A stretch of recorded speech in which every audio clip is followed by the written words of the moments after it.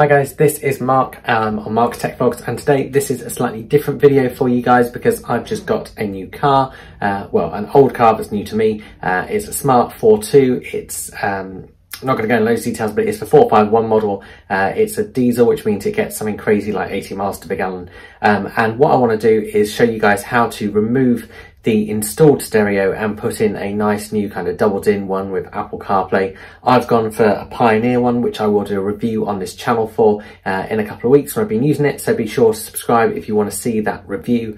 But this video is a tutorial on how to take out the existing radio and how to get everything kind of set up and back in again. It's worth noting that the previous owner of this car put in a third-party radio. The cat's just come to join me. The previous owner put in a third-party radio, so there is already a fascia extra that kind of turns it into a doubled-in, which you might not have if you have just got the factory CD player built in. If you've got a factory touchscreen, then you probably do have one of those fascias already. But if you need one of those fascias, I have put a link below. I've also put a link below to the Pioneer radio that I picked up. I've literally been using it at time of filming this for like a day, and I'm really impressed with it. But obviously I'll do a full review if you guys want to see that in a few weeks. So I'm going to stop talking. I'm going to switch to myself in the car and show you guys how to get that radio out on the Smart Fortwo.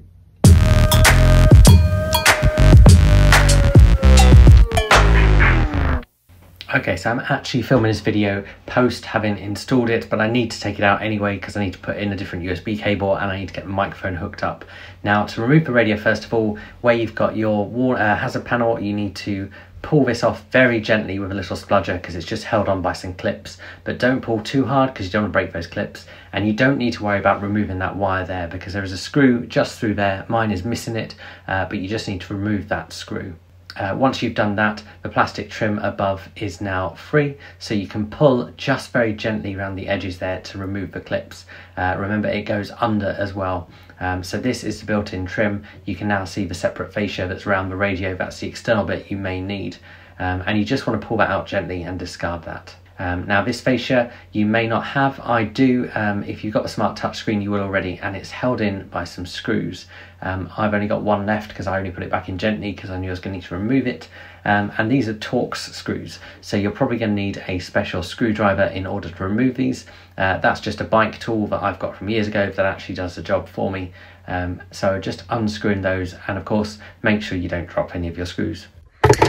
From there, once you've got that off and removed, you can pull out the existing radio. So mine was a kind of third-party one that had this kind of fascia in it already, and so I've got my new radio, which is here.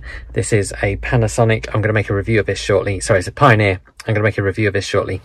And what I've done is I've removed the doubled-in cage that comes with it because I don't need that, and then I'm just going to screw that into here. Now screwed my new radio onto this existing base. Obviously the new stereo does come with, this one from Panasonic does anyway, so it does come with that going outside. I'm not actually going to need that because I've got this kind of fascia already, so I've just screwed it on the sides there. Haven't used the doubled-in that came with it. So the next thing to do is to pop it back in and secure it back in, but also to put in a cable. So before I actually secure this back in, I'm going to put the cables into it and test that it works. So you've got a few cables to put in. So you've got your aerial cable, which will go in that bottom right one. You've got the adapter that comes with it that will go into there. And then you've got things like your USB and your microphone as well, and I will hook those up eventually. Now, just a little quick tip: if you are installing a microphone, which you'll probably want to do with your smart stereo like this, this microphone actually fits perfectly in that gap on the fascia there, like that. And that means you don't have to faff around wiring it all around the inside of a car. You just pop it in like that. And this front just comes off by unscrewing the 4 screws that go in like there and there. So I'm just going to pop my microphone in there because it's nice and tidy. Okay, so all I've done is I've literally just placed it back in just to check it's working. It is working, so you've just got the whole setup thing to go through. You've got speakers where you can do network mode and you can do standard mode. So to go standard mode, does the antenna require power? I don't think it does because I don't think I've got a DAB. You've got your safety instructions, and then that's it set up. Of course, if you want to change the settings, you can.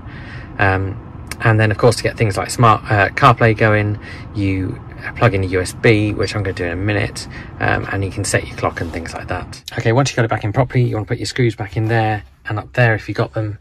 just to secure all that in, and then you'll put this back in as well. It is actually sometimes a little bit easier just to use a spludger to kind of poke that back down there, just like that, and that clips into place. And then with all that back together, you've got your new radio all fitted and secured in, nice and easy. So I hope you guys have found this video useful. If you have, give it a like and consider subscribing to my channel. If you've got any questions, do stick them below and I'll answer those for you. I also want to note at this point that I have put some links below to the fascia for it, and I've also put a link below to a couple of doubled-in stereos that will do the job, including the Pioneer one that I have put up, but also a Sony one. I'm going to do a full review of that Pioneer one in a couple of weeks, so that will appear on this channel as well, because this is normally a tech channel, not a car channel.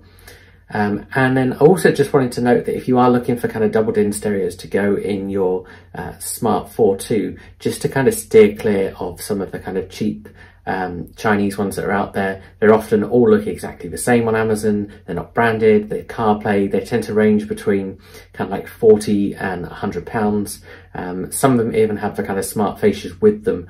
I'd recommend steering clear of those because the specs on them aren't great. I have just removed a similar unit from the car that was completely dead.